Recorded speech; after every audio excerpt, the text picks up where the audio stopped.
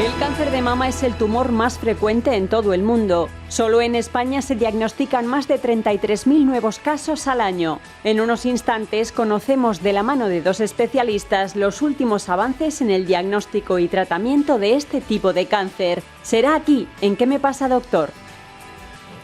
Bueno, por aquí estamos en esta mañana en la que contamos con dos doctores. El doctor Lorenzo Rabadán, que es cirujano general y coordinador quirúrgico del área de mama de Ribera Salud, y también la doctora Julia Camps, que es jefa completamente corporativa del área de la mama de Ribera Salud y coordinadora de radiología. Es decir, ahora nos contarán dentro de su trabajo diario cómo se entiende ese asunto. Así que muy buenos días. Buenos días. Hace mucho que no les veía, ¿eh? Hace mucho que no les veía. Con lo cerquita que están aquí en Torrejón, ¿no? Sí. Bueno, vamos allá.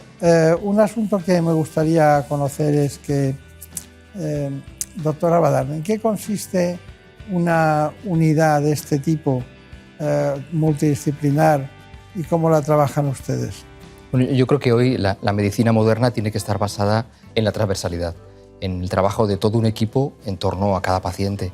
Nosotros componemos el equipo, todos los médicos que trabajamos en torno a la mama, radiólogos, patólogos, ginecólogos, cirujanos generales, oncólogos médicos, oncólogos radioterápicos, y trabajamos todos juntos, por supuesto cirujanos y cirujanos plásticos, y trabajamos juntos durante el proceso diagnóstico y también durante el tratamiento de la paciente, durante todo su viaje por nuestro hospital.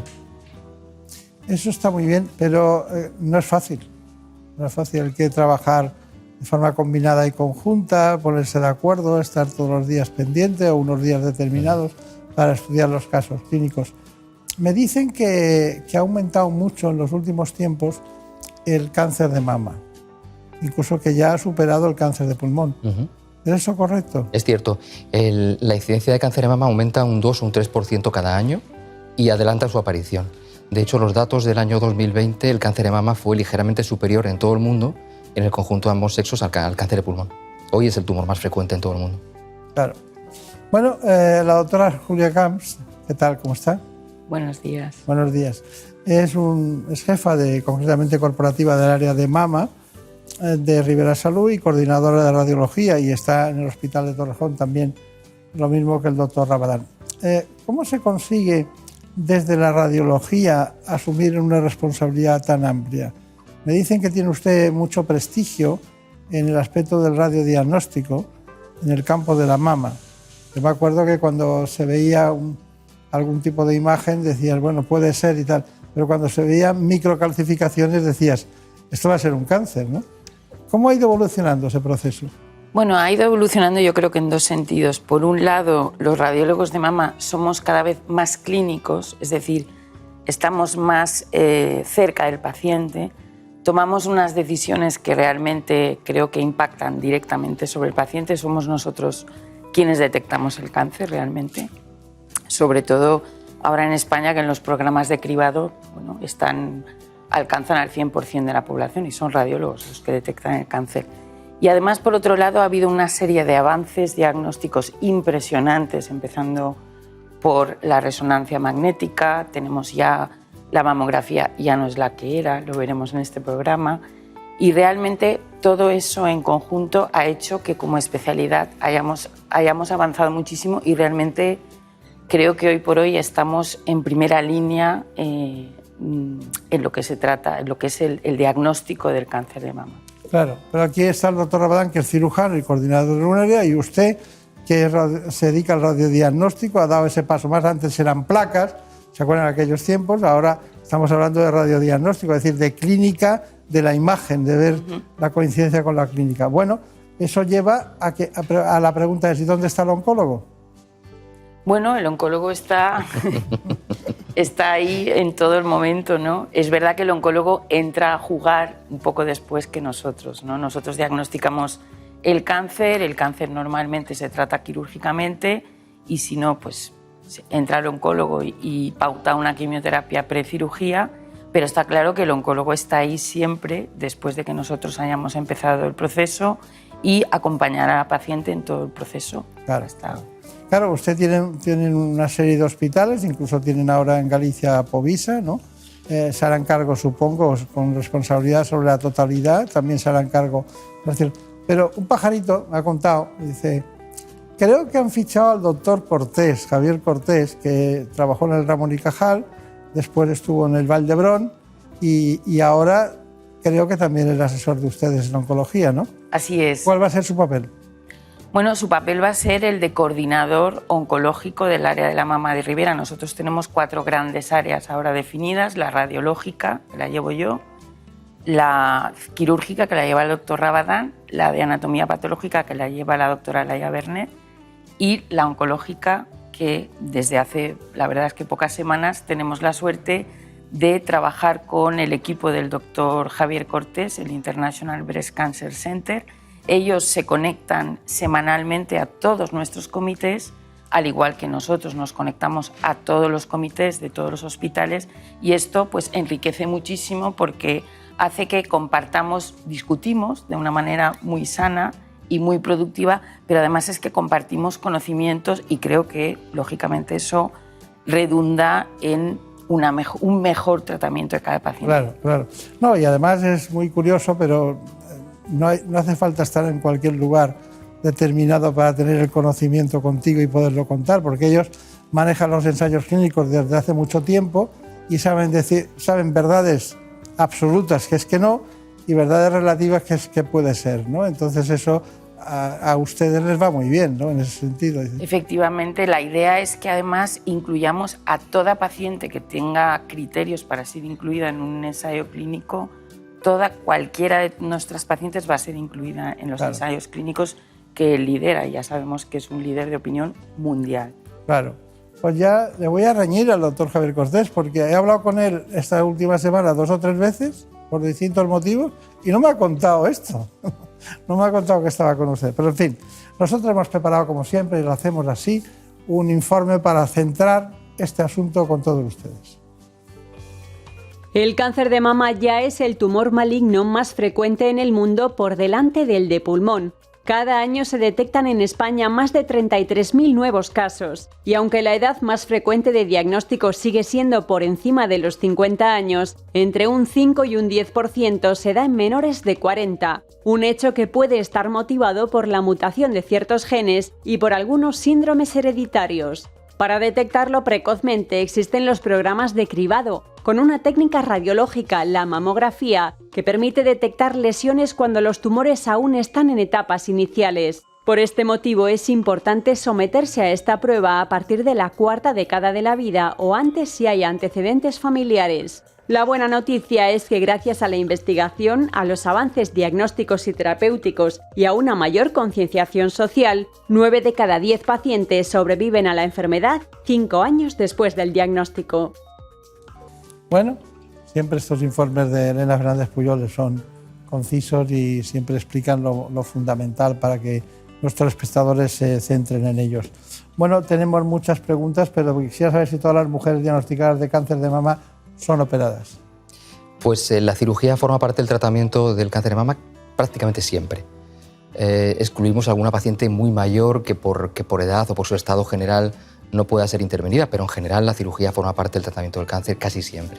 En algunos casos de pacientes metastásicas desde el inicio o en algún caso extremo como el de pacientes ancianas con deterioro de su nivel de salud, podemos excluir la cirugía, pero normalmente sí. Bueno, parece bien. ¿Usted ha operado a alguien que le haya dicho le tienes que operar, la doctora Camps? Sí, a muchas pacientes. ¿Sí? Que nos diagnostica ella. Incluso hemos tenido algún caso en el que ella nos ha visto un tumor un año antes de que apareciese. Qué curioso, ¿no? Qué curioso. ¿Cuál es, si hay algún signo, diríamos, que es indiscutiblemente un cáncer de mama desde el punto de vista del radiodiagnóstico? Sí, una lesión espiculada que decimos nosotros, es como un coronavirus, digamos, ¿no? Yo creo que esa imagen la tiene todo el mundo, es como un nódulo espiculado, eso es un signo bastante certero de cáncer de mama. ¿Y las microcalcificaciones continúan también? Sí. Lo que pasa es que en eso somos menos buenos los radiólogos, es decir, hay una variabilidad diagnóstica más grande, por eso ahora ante la mínima duda las biopsiamos todas. ¿Las qué? Las biopsiamos todas. Claro. Las microcalcificaciones son el negativo del cáncer, realmente es un calcio residual. Lo que realmente es el cáncer es lo que la rodea. Pero bueno. Luego hablaremos de eso, de la biopsia y de la anatomía patológica. Bueno, me gustaría conocer las noticias de actualidad. Marina Montiel. Pues sí, arrancamos la actualidad de este programa con noticias muy esperanzadoras. Por primera vez en nuestro país se ha hecho un trasplante de útero. Fue hace pocos meses en Barcelona. La paciente nació sin este órgano y su propia hermana le ha donado el suyo. Un avance científico que aseguran podría ayudar a muchas mujeres que sufren esta patología. Tamara entró por la puerta de este hospital para someterse a una cirugía que le cambiaría la vida. Me diagnosticaron el síndrome de Rokitansky. Una enfermedad rara desde que nació impedía que pudiera ser madre. Pues lo llevé muy mal porque yo desde bien pequeñita siempre he tenido la ilusión de tener hijos. Y claro, cuando te lo dicen, pues como un jarro de agua fría. Nació sin útero y ahora su hermana le ha donado el suyo. Pues imagínate, de tener una esperanza de nunca poder ser madre a tener la esperanza de poder serlo, vivir mi primera menstruación, cosas que nunca he vivido. Es el primer trasplante de este órgano que se hace en España. Una operación minuciosa que se ha realizado en este quirófano durante 17 horas. Es una cirugía muy complicada desde que tú la planteas hasta que consigues el objetivo final, que es tener un niño. Y a pesar de su complejidad, en 6 meses Tamara podría quedarse embarazada. Yo creo que es un pequeño paso en lo que es el trasplante, pero es un gran paso de avance de la cirugía. Una operación que en algunos sectores suscita cuestiones éticas. Yo creo que es absolutamente ético. Estoy dando una solución médica a un problema médico. Ambas dicen que han cumplido una ilusión. Yo ya he sido madre, tengo un niño y cómo no le voy a dar la oportunidad a mi hermana de sentir lo que he sentido yo, esa experiencia, ¿no? Esta enfermedad, que deja sin aparato reproductor femenino, afecta a 1 de cada 5.000 mujeres en el mundo. Y ahora pasamos a hablarles del coronavirus. Hasta el 60% de los españoles no cumple con las medidas de protección frente a la enfermedad, como la desinfección de manos. Ahora un laboratorio farmacéutico ha creado un nuevo producto para este cometido. Desde que empezó la pandemia por el coronavirus, el lavado de manos fue una de las primeras medidas protectoras frente al virus por ser una fuente de contagio. Y aunque el agua y el jabón eran lo más aconsejado, los geles hidroalcohólicos se convirtieron en una alternativa para esta tarea. El problema es que, según una encuesta, más del 70% de las personas que lo utilizan tienen problemas en la piel. Por eso ahora existen otras opciones a los desinfectantes como los biocidas. Aporta una desinfección absoluta frente a virus, bacterias, hongos y ácaros, pero es que además la mantiene en el tiempo. Es decir, usted se pone esta crema libre de alcohol con efecto biocida, protector, y que nos dura muchas horas a lo largo del día y no es necesario irnos aplicando geles hidroalcohólicos de forma permanente. Una de las novedades del biocida son los elementos que lo integran, fruto de una larga investigación. Es un biocida a base de iones de plata, absoluta novedad, y que además utiliza un procedimiento nanotecnológico para la formulación de esta línea de productos que nos protege a nivel textil, a nivel de las manos, y lo más importante, nos protege en el tiempo de una forma muy prolongada de hasta o de más de 7 días, ¿no? Este gesto tan común que hacemos múltiples veces al día podría ser una fuente de contagio de virus, hongos y bacterias y sería necesario desinfectarnos las manos para una correcta higiene. Con estos nuevos biocidas, simplemente con una aplicación estaríamos protegidos hasta que nos volviésemos a lavar las manos. Y es que, aunque la situación de la pandemia ha mejorado mucho en los últimos tiempos en España, los expertos aconsejan que no se relajen las medidas de protección.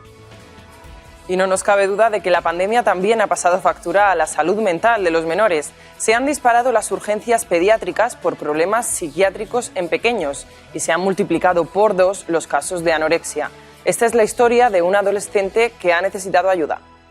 Es triste ver cómo yo conocía gente que antes de la cuarentena no tenía problemas. A raíz de eso haya desarrollado tantos problemas de inestabilidad emocional, de baja autoestima. Luis habla de sus amigos adolescentes y de cómo a muchos la pandemia les ha hundido. Con mucha ansiedad, con problemas de depresión, con problemas de baja autoestima. Hay algún estudio que habla del 89% de trastornos del comportamiento o trastornos emocionales. Se han duplicado las urgencias psiquiátricas en pediatría y las enfermedades mentales más graves en adolescentes ha aumentado un 20%. Algunos se han enganchado al juego, otros al alcohol, otros tienen miedo a salir. Luis acude a terapia, pero es de los pocos que le echa valor para reconocer que necesita ayuda. A mí personalmente no me avergüenza, la verdad, las cosas como son, pero sí que es verdad que de cara hay gente que se asombra, que dice, hostia, tú vas al psicólogo, tú vas al psiquiatra.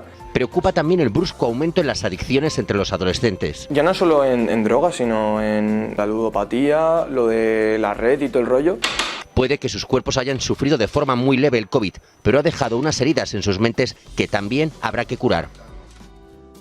Bueno, muchas gracias, Marina. Ha estado muy bien, muy interesante todo. Gracias. Bueno, ¿qué preguntas tenemos para nuestros queridos amigos? Pues hemos conocido casos de mujeres, incluso en algunos casos son rostros muy famosos y muy conocidos, que por tener antecedentes familiares de cáncer de mama deciden hacerse una doble mastectomía para de algún modo prevenir la aparición de este tipo de tumor de raíz. No sé si ustedes lo recomiendan y de ser así, pues ¿en qué consiste exactamente este proceso? Bueno, realmente hay que reservar estos tratamientos tan agresivos para pacientes con una alta probabilidad de cáncer a lo largo de la vida. Generalmente lo reservamos para pacientes con una mutación genética detectada en su sangre, en la familia, o para pacientes con una historia familiar tremendamente intensa que nos hace pensar que van a tener un riesgo a lo largo de la vida de un 50, 60, 70% de padecer la enfermedad. En estas pacientes previamente son valoradas por un psicólogo y les ofrecemos una mastectomía reductora de riesgo. Generalmente conservamos todo el envoltorio de la mama, conservamos la piel y el complejo areola-pezón y hacemos una reconstrucción en el mismo momento de la cirugía para conseguir que su aspecto físico sea lo más parecido posible al que tenía antes de la intervención. Bueno, casi están ustedes en muchas ocasiones, después de lo principal que es el tumor o el cáncer, es hacer casi cirugía plástica, ¿no? En muchísimas ocasiones. Bueno, tengo anotado que ¿ustedes quitan siempre toda la mama o no? ¿O hacen cirugía conservadora? Miren, la mayor parte de los casos deben tratarse con cirugía conservadora. Los estándares, las guías de calidad, nos proponen que el 80% de las pacientes más o menos sean tratadas con cirugía conservadora y las nuevas técnicas de cirugía oncoplástica, que como usted ha dicho perfectamente, son técnicas de cirugía plástica asociadas al tratamiento del cáncer, nos permiten resecciones amplias sin modificar el volumen o la forma de la mama, sin que queden asimetrías evidentes. ¿Y se extirpan además los ganglios axilares o los llamados ganglios centinela? Claro, siempre extirpamos el tumor y analizamos el primer ganglio de la axila, el que llamamos ganglio centinela, porque es el ganglio que defiende el castillo y nos informa sobre el estado axilar. El analizar nada más que ese ganglio y no analizar el resto de la axila, lo que aporta a las mujeres es mucha menos morbilidad y una calidad de vida excelente, porque simplemente quitando un solo ganglio, el riesgo de tener problemas en el brazo, de movilidad, de fuerza o del linfedema a lo largo de la vida es muy bajo. Bueno, doctora, ¿y el cribado del cáncer de mama, qué tiene que ver la mamografía? Todo, realmente todo, porque es la forma más común de hacer cribado. Es verdad que, como ha dicho el doctor Rabadán, hay pacientes que tienen alto riesgo y en esas pacientes hacemos resonancia anual, eso es verdad.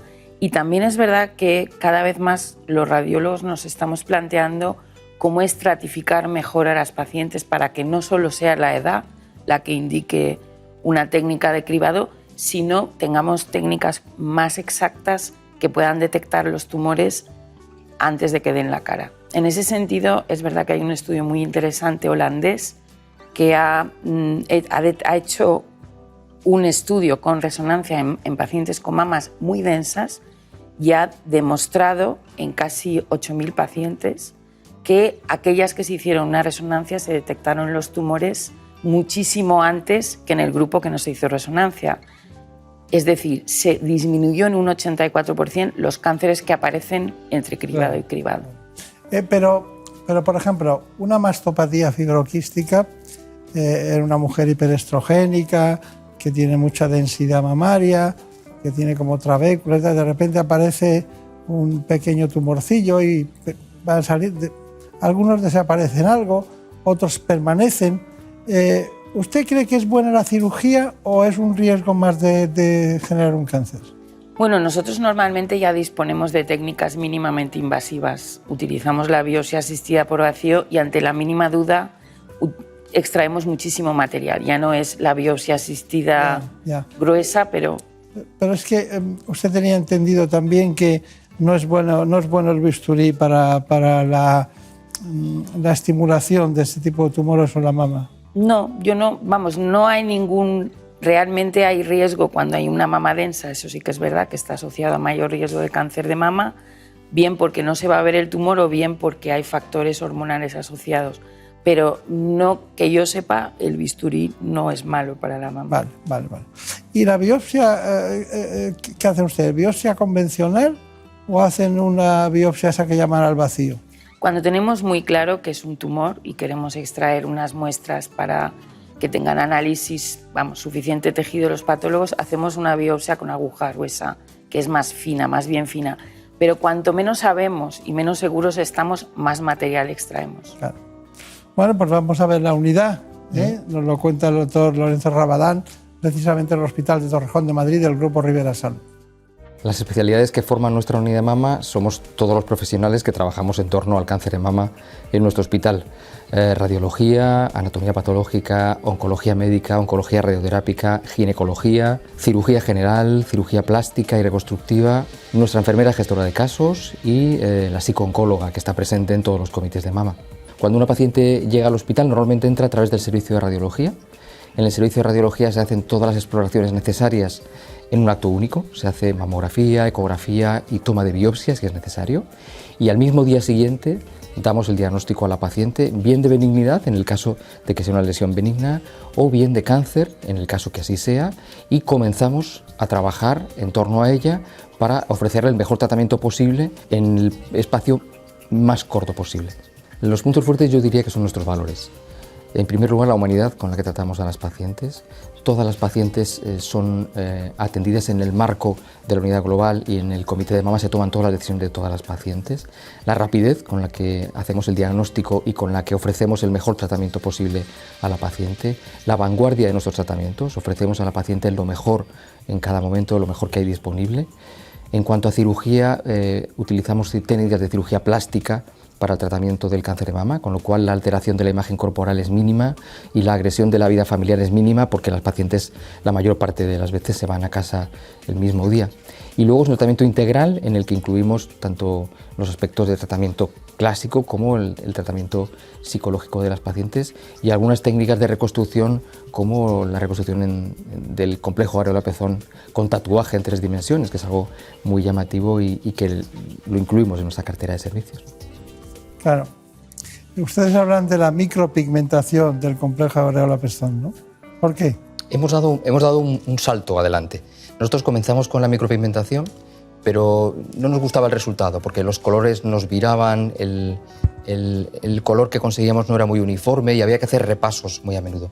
Lo que hemos incorporado son máquinas de tatuaje permanente, como los tatuadores habituales, y de esta manera conseguimos un color muy uniforme y un resultado semipermanente que requiere de repasos, pero cada ciertos años, ¿no? Claro. ¿Más preguntas, Brenda Hermida? Pues también nos ha escrito una mujer, que yo creo que esta pregunta es más para usted, que se ha encontrado un par de bultitos tras explorarse ya en casa y nos pregunta hasta qué punto esto podría ser algo normal o algo que no vaya a desencadenar ningún problema, o hasta qué punto se tiene que preocupar y correr a un especialista.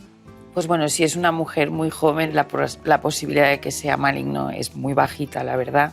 Pero si estamos hablando ya de una persona más mayor, alrededor más de 40 años, yo creo que lo que tiene que hacer es ir al médico de cabecera y que le solicite una ecografía. Y al radiólogo, en función de lo que vea, ya le hace una mamografía o no. Pero sí, hay que ir al médico.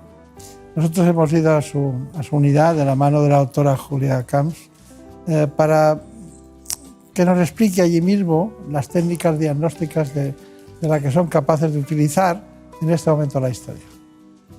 Disponemos de una tecnología, la mamografía convencional, 2D digital, la tomosíntesis, que es un paso más allá de la mamografía digital, y además disponemos de la mamografía con contraste, que va mucho más allá de lo que es la detección morfológica de los tumores. Se realiza inyectando contraste iodado, que es el mismo contraste que se inyecta en el TAC, a la paciente unos minutos antes de realizar la mamografía. Podemos realizar todas las proyecciones y estamos viendo que estamos detectando pequeños tumores que aparecen en el transcurso del seguimiento de una paciente con cáncer de mama que a lo mejor no darían la cara hasta 2 años más tarde.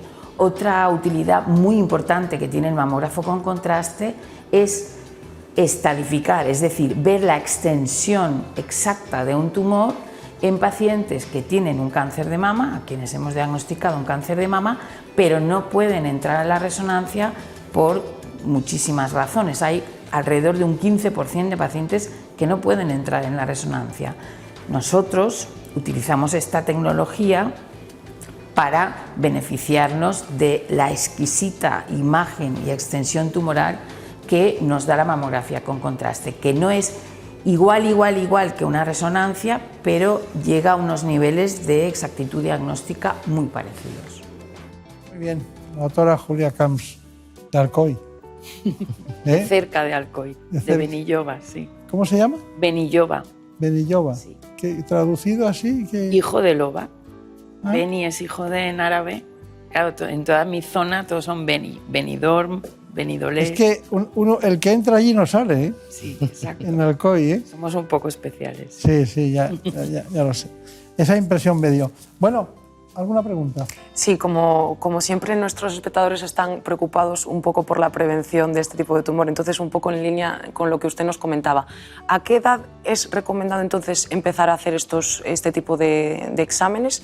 Y en caso de que no sea un tumor eso que nosotros nos estamos encontrando como un bultito, ¿qué otra cosa podría ser? Si no es un tumor, el ecógrafo lo dice muy rápidamente. Normalmente, la mayoría de los casos son quistes o fibroadenomas. Los quistes no hay que hacer nada, son pequeñas bolsitas de líquido de agua, como si dijéramos. Los fibroadenomas, si hay cualquier duda, se hace una biopsia y aunque las guías internacionales dicen que hay que hacer un control hasta 2 años, hay gente que ni siquiera lo hace y no pasa nada. Quiere decir que la probabilidad de malignidad es muy baja. Y después, en cuanto a la edad, pues bueno, los cribados empiezan a los 50 años en algunas provincias, en algunas áreas de salud en España. En la nuestra, en la Comunidad Valenciana, empiezan a los 45. Es verdad que y sí que es verdad que ahí cada vez más se está diciendo que hay que bajar un poquito la edad de los cribados. Y por ese motivo, pues muchos ginecólogos y cirujanos recomiendan la primera mamografía alrededor de los 40 años. Está bien. No han subido ustedes el punto, ¿no? Se mantiene en 40 años. Bueno, es que antes de los 40 años realmente... Yo pensaba que podía llegarse hasta los 45, pero bueno, si son tan preventivistas, lo tienen que hacer a los 40, ¿no? Bueno, algunos epidemiólogos no estarán de acuerdo con estas cosas, ¿no? Es verdad que hay otros factores, si es una mama densa, si tiene antecedentes... Claro.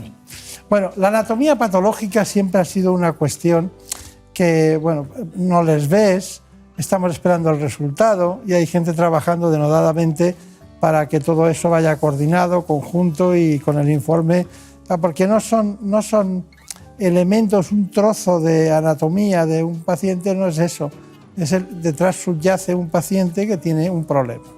Laia Bernet es de esas, de las anatomopatólogas muy respetadas, que lleva la anatomía patológica como coordinadora de todo el grupo.